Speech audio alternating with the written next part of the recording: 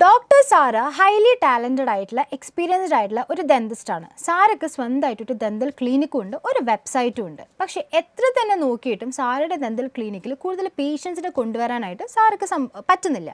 അപ്പോൾ ഈ സങ്കടം സാര തൻ്റെ ഫ്രണ്ടിൻ്റെ അടുത്ത് പറഞ്ഞപ്പോൾ ഫ്രണ്ട് പറഞ്ഞു, നിനക്ക് വെബ്സൈറ്റ് ഉണ്ട് ശരിയാണ്, പക്ഷെ നിന്നെ ആരും ഓൺലൈനിൽ നോക്കിയിട്ട് കാണുന്നില്ല എന്നുള്ളത്.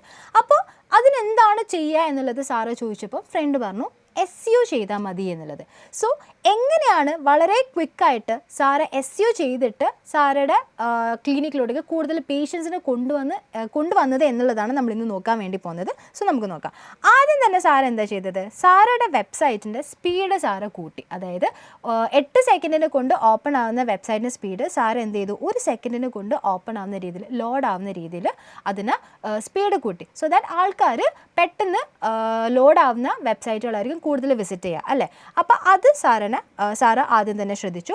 രണ്ടാമത്തത് സാര എന്താ ചെയ്തത്, മൊബൈൽ ഫ്രണ്ട്ലി ആക്കി. അതായത് ഇന്ന് കൂടുതൽ ആൾക്കാർ മൊബൈൽ ഫോൺസ് ആണ് യൂസ് ചെയ്യുന്നത്. അപ്പോൾ അതുകൊണ്ട് തന്നെ സാര എന്ത് ചെയ്തു, സാരയുടെ വെബ്സൈറ്റിനെ മൊബൈൽ ഫ്രണ്ട്ലി അല്ലെങ്കിൽ മൊബൈൽ ഒപ്റ്റിമൈസ് ചെയ്യുന്ന രീതിയിലാക്കി. അതായത് മൊബൈൽ ഫോണിൽ നോക്കുന്ന സമയത്തും നല്ല രീതിയിൽ ആൾക്കാർക്ക് യൂസ് ചെയ്യാൻ പറ്റുന്ന മൊബൈൽ ഫ്രണ്ട്ലി ആയിട്ടുള്ള വെബ്സൈറ്റ് ആക്കി മാറ്റി. പിന്നെ സാര എന്ത് ചെയ്തു, സാരയുടെ വെബ്സൈറ്റ് സെക്യൂർഡ് ആക്കി. കാരണം ഇന്ന് സെക്യൂരിറ്റി ഭയങ്കര ഒരു പ്രശ്നമാണ് അല്ലേ. അപ്പോൾ ആരെങ്കിലും വെബ്സൈറ്റിൽ വിസിറ്റ് ചെയ്യുന്ന സമയത്ത് ഇത് സെക്യൂർഡ് അല്ല, ഈ വെബ്സൈറ്റ് സെക്യൂർഡ് അല്ല എന്നുള്ള മെസ്സേജ് ആണ് പോകുന്നതെങ്കിൽ ഉറപ്പായിട്ടും നമ്മൾ ആ വെബ്സൈറ്റ് തുറക്കാൻ ചാൻസ് ഇല്ല.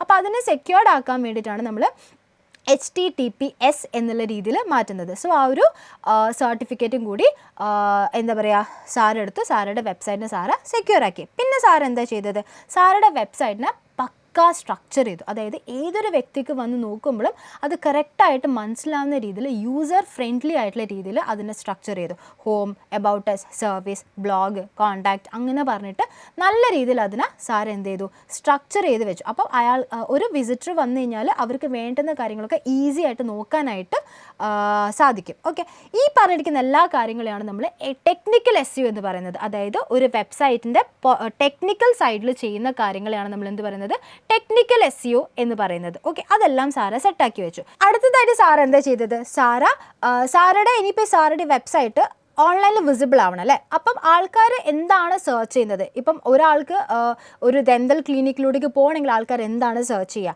എന്തൊക്കെയാണ് അവർ ഓൺലൈനിൽ നോക്കാൻ ചാൻസ് ഉള്ളത് എന്നത് സാര കണ്ടുപിടിച്ചു. അപ്പോൾ ഒരു ഡെന്തൽ ക്ലിനിക് ആണെങ്കിൽ ഉറപ്പായിട്ടും ഡെന്തൽ ക്ലിനിക് ഇൻ മുംബൈ, അല്ലെങ്കിൽ എന്താ പറയുക റൂട്ട് കനാൽ, അല്ലെങ്കിൽ ടീത്ത് വൈറ്റനിങ്, ഇങ്ങനത്തെ രീതിയിലൊക്കെ ആയിരിക്കും ആൾക്കാർ സെർച്ച് ചെയ്യുന്നത് അല്ലേ. അപ്പം സാര അതൊക്കെ കണ്ടുപിടിച്ചു.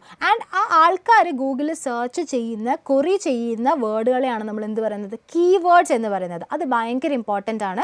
അപ്പോൾ അത് കറക്റ്റ് ആയിട്ടില്ലെങ്കിൽ മൊത്തത്തിൽ പ്ലാന് തകർന്ന് തരിപ്പണാവും. ഓക്കെ, സോ അതാദ്യം മനസ്സിലാക്കി. പിന്നെ സാര എന്താ ചെയ്തത്, ഈ പറഞ്ഞിരിക്കുന്ന കീവേഡ്സ് എല്ലാം തന്നെ സാര മെറ്റാ ടൈറ്റിലും മെറ്റാ ഡിസ്ക്രിപ്ഷനിലും ആഡ് ചെയ്ത് കൊടുത്തു. ആൻഡ് മെറ്റാ ടൈറ്റിലും ഡിസ്ക്രിപ്ഷൻ എന്ന് വെച്ച് കഴിഞ്ഞാൽ ഇപ്പോൾ ഒരാൾ വന്നിട്ട് ഗൂഗിളിൽ സെർച്ച് ചെയ്ത് കഴിയുമ്പം റിസൾട്ടുകൾ വരും അല്ലേ.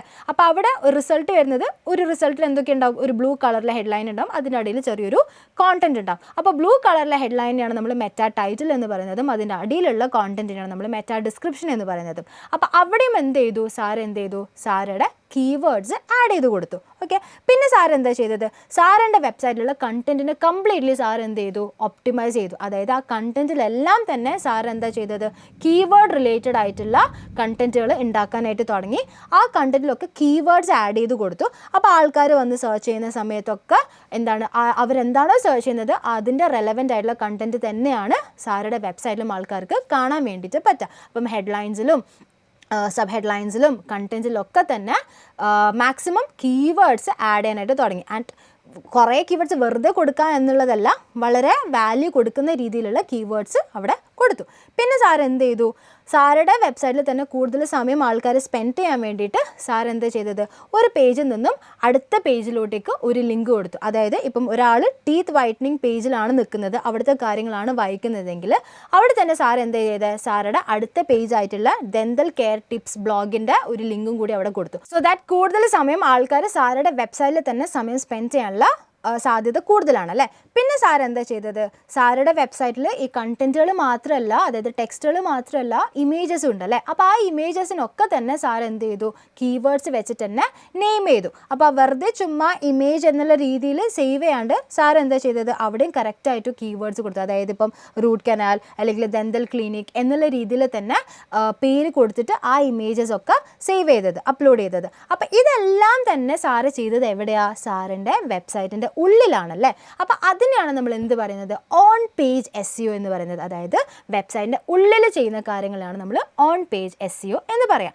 പിന്നെ ഇനി അടുത്തത് എന്താ സാറ് ചെയ്യാൻ വേണ്ടി പോകുന്നത്, സോ സാറുടെ ടെക്നിക്കൽ ആസ്പെക്റ്റും സാറ് കംപ്ലീറ്റ് ചെയ്തു, sir on page SEO sir ചെയ്തു. ഇനി സാറ് ചെയ്യാൻ വേണ്ടി പോകുന്നത് സാറുടെ ദന്തൽ ക്ലിനിക്കാണ്. അപ്പോൾ അതിൻ്റെ അഡ്രസ്സ് ആൾക്കാർക്ക് അറിയണം, അതിൻ്റെ നമ്പർ ആൾക്കാർക്ക് അറിയണം, അതിൻ്റെ എന്താ പറയുക ലൊക്കേഷൻ ആൾക്കാർക്ക് അറിയണം, പിന്നെ അവരുടെ വർക്കിംഗ് ഹവേഴ്സ് ആൾക്കാർക്ക് അറിയണം. അങ്ങനെ ഒരുപാട് കാര്യങ്ങൾ ആൾക്കാർ നോക്കുക അല്ലേ, ഗൂഗിളിൽ സെർച്ച് ചെയ്ത് നോക്കുക അല്ലേ. ഇപ്പം ദന്തൽ ക്ലിനിക് നിയർ മീ എന്നൊക്കെ അടിച്ച് നോക്കുമ്പം സോ അതിന് വേണ്ടിയിട്ട് സാറ് എന്ത് ചെയ്യണം, ഗൂഗിൾ മാപ്പിൽ സാറുടെ ക്ലിനിക്ക് ലിസ്റ്റ് ചെയ്യണം. സോ അതിനെയാണ് നമ്മൾ ബിസിനസ് പ്രൊഫൈൽ ക്രിയേറ്റ് ചെയ്യുക എന്ന് പറയുന്നത്, അതായത് ഗൂഗിൾ ബിസിനസ് പ്രൊഫൈൽ ക്രിയേറ്റ് ചെയ്യുക എന്ന് പറയുന്നത്. സോ സാറ് എന്ത് ചെയ്തു, ഗൂഗിൾ മാപ്പിൽ സാറുടെ ക്ലിനിക്കിന് ലിസ്റ്റ് ചെയ്തു, വെരിഫൈ ചെയ്തു. അപ്പോൾ അവിടെ എന്താണ്, ആൾക്കാർക്ക് ലൊക്കേഷനും അഡ്രസ്സും അതേപോലെ തന്നെ ഫോൺ നമ്പറും കോൺടാക്ട് ഡീറ്റെയിൽസും വർക്കിംഗ് ഹവേഴ്സ് എല്ലാം തന്നെ ഒറ്റയടിക്ക് ആൾക്കാർക്ക് കാണാനായിട്ട് സാധിക്കും. പിന്നെ സാർ എന്താ ചെയ്യുന്നത്, സാറ റിവ്യൂസ് ആഡ് ചെയ്തു. അതായത് സാറുടെ ക്ലിനിക്കിൽ വരുന്ന പേഷ്യൻസിനൊക്കെ കൊണ്ട് സാർ എന്ത് ചെയ്തു, ഗൂഗിളിൽ റിവ്യൂസ് ആഡ് ചെയ്തു. ഗൂഗിൾ റിവ്യൂസ് ഇടാൻ വേണ്ടി പറഞ്ഞു. നമുക്കറിയാം അല്ലേ, നമ്മൾ തന്നെ ഇപ്പോൾ ഗൂഗിളിൽ പോയി റിവ്യൂസ് ഒക്കെ നോക്കിയിട്ടാണ് ഒരു കാര്യം, ഒരു സർവീസ് എടുക്കുന്നത് അല്ലെങ്കിൽ ഒരു പ്രോഡക്റ്റ് വാങ്ങിക്കുന്നത് അല്ലേ. അപ്പോൾ റിവ്യൂസിന് ഭയങ്കര ഇമ്പോർട്ടൻസ് ആണ്. സോ ഗൂഗിൾ റിവ്യൂസും സാറ് മാക്സിമം പുഷ് ചെയ്യാനായിട്ട് തുടങ്ങി. പിന്നെ എന്താ ചെയ്തത്, പിന്നെ ക്വാളിറ്റി ബാക്ക് ലിങ്ക്സ് എന്ന് വെച്ച് കഴിഞ്ഞാൽ പുറമേ നിന്നുള്ള സൈറ്റിൽ സാറുടെ വെബ്സൈറ്റിൻ്റെ ലിങ്ക് അല്ലെങ്കിൽ സാറിൻ്റെ ബ്ലോഗിൻ്റെ ലിങ്ക് കൊടുക്കുക എന്നുള്ളതാണ് ബാക്ക് ലിങ്ക് എന്ന് പറയുന്നത്. അതായത് പുറമേ നിന്നും സാറുടെ വെബ്സൈറ്റിലൂടെയൊക്കെ ആൾക്കാർ കൊണ്ടുവരിക എന്നുള്ളതാണ്. അപ്പം അത് ട്രസ്റ്റ് ഉണ്ടാക്കാനായിട്ട് ചാൻസസ് ഭയങ്കര കൂടുതലാണ് അല്ലേ.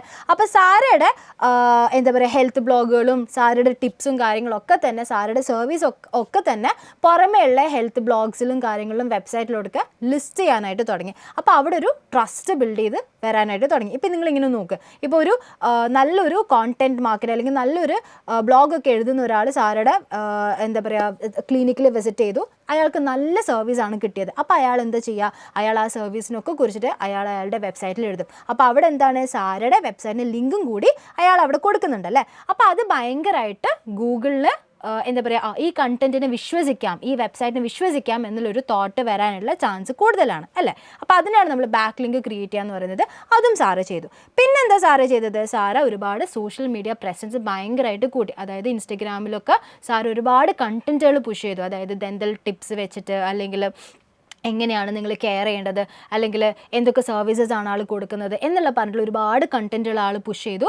അതും സാർക്ക് അത്യാവശ്യം നല്ല രീതിയിൽ എൻഗേജ്മെൻറ്റ്സും അത്യാവശ്യം നല്ല ഫോളോവേഴ്സിനൊക്കെ സാർക്ക് ഉണ്ടാക്കി കൊടുക്കാനായിട്ട് പറ്റി. അപ്പോൾ അവിടെയും സാറുടെ പ്രസൻസ് ആൾക്കാർ കാണാനായിട്ട് തുടങ്ങി. പിന്നെന്താണ് സാറ് ചെയ്തത്, ഇത് മാത്രമല്ല വേറെ കുറേ ലോക്കൽ സൈറ്റേഷൻസ്, അതായത് വേറെ കുറേ ബിസിനസ് ഡയറക്ടറിലൊക്കെ സാർ എന്ത് ചെയ്തു, സാറുടെ ദന്തൽ ക്ലിനിക്കിന് പോയിട്ട് ലിസ്റ്റ് ചെയ്തു. അതായത് പ്രാക്ടോ, ജസ്റ്റൈൽ പോലത്തെ എല്ലാ സ്ഥലത്തും തന്നെ സാർ എന്ത് ചെയ്തു, സാറുടെ ദന്തൽ ക്ലിനിക്കും കൂടി അവിടെ എന്ത് ചെയ്തു, ലിസ്റ്റ് ചെയ്യാനായിട്ട് തുടങ്ങി. പിന്നെ ഇതെല്ലാം ചെയ്തപ്പം ഇതിനെയാണ് നമ്മൾ പറയുന്നത് ഓഫ് പേജ് SEO എന്ന് പറയുന്നത്. അതായത് സാർ ഇതൊക്കെ ചെയ്തത് എന്താ, സാറിൻ്റെ വെബ്സൈറ്റിൻ്റെ ഉള്ളിലല്ല അല്ലേ, സാറുടെ വെബ്സൈറ്റിൽ നിന്ന് പുറമേ നിന്നുകൊണ്ടാണ് സാർ ഇതൊക്കെ ചെയ്തത്. അപ്പോൾ സാർ അവിടെ എന്ത് ചെയ്തു, ഓഫ് പേജ് SEO ചെയ്തു. അപ്പോൾ മൊത്തത്തിൽ പറഞ്ഞാൽ എല്ലാ ഭാഗത്തും നോക്കുമ്പം സാറുടെ പ്രസൻസ് ഭയങ്കരമായിട്ട് ഓൺലൈനിൽ ആൾക്കാർക്ക് കാണാനായിട്ട് തുടങ്ങി. അപ്പോൾ ഈ ഒരു കംപ്ലീറ്റ് സ്ട്രക്ചറിനെയാണ് SEO എന്ന് പറയുന്നത്. ഇങ്ങനെയാണ് സാർക്ക് അത്യാവശ്യം നല്ല പേഷ്യൻസും നല്ല കോളുകളും നല്ല ലീഡുകളും നല്ല റിവ്യൂ റേറ്റിംഗ്സും കാര്യങ്ങളൊക്കെ വന്ന് സാറ ഹൈ റാങ്കിങ്ങിലോട്ടേക്ക് ഗൂഗിളിൽ എത്തിയത്. അപ്പോൾ അങ്ങനെ സാറേയും ഹാപ്പിയായി, അതേപോലെ തന്നെ സാർക്ക് വരുന്ന പേഷ്യൻസും ഹാപ്പിയായി. ഇതേപോലെ നിങ്ങൾക്കും നിങ്ങളുടെ ബിസിനസ്സും കാര്യങ്ങളൊക്കെ റാങ്ക് ചെയ്ത് ഹാപ്പി ആവണമെന്നുണ്ടെങ്കിൽ ഉറപ്പായിട്ടും ഇതിൻ്റെ ഡീറ്റെയിൽഡ് ആയിട്ടുള്ള വീഡിയോ നമ്മൾ യൂട്യൂബ് ചാനലിൽ വരുന്നുണ്ട്. അപ്പോൾ അത് സ്കിപ്പ് ചെയ്യാണ്ട് കാണാൻ വേണ്ടി നോക്കുക.